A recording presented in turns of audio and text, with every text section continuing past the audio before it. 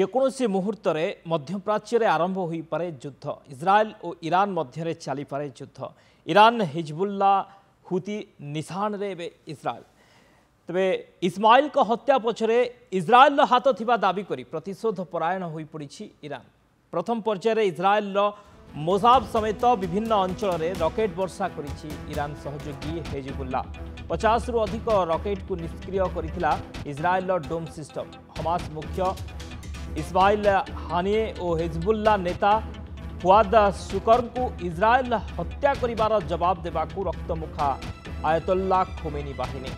आक्रमण क्षांत रहिबा लागि ईरान को परामर्श दैछन्ति अमेरिका राष्ट्रपति जो बाइडेन ईरान प्रत्यक्ष भावे इजराइल उपरे आक्रमण करिबा संभव हेबनी इजराइल सीमा को लागिथिबा लेबानन सीमार आक्रमण करने को योजना एणु लेबानन ही युद्ध क्षेत्र पलटिब बोली आशंका करा जाउछि एणु लेबानन छाड़िबा लागि निज देशर नागरिकों को परामर्श दैछन्ति America Britain Sweden France Canada Jordan स्थिति प्रति सतर्क रहिबा को भारतीय माननकु भी दिया जाइछि परामर्श।